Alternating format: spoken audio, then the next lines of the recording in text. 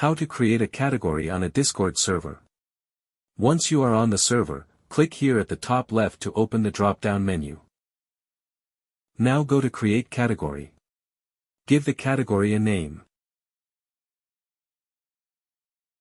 Then select this checkbox if you want to make the category a private category, where only selected members and roles can enter. Add members or skip this step.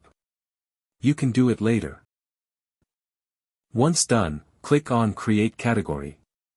In the menu on the left you will be able to see the category you just created.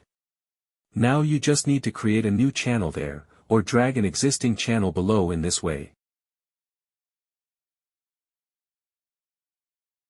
To create a channel directly under the desired category, click on the plus symbol next to the category where you want to insert the channel and follow the wizard to create it.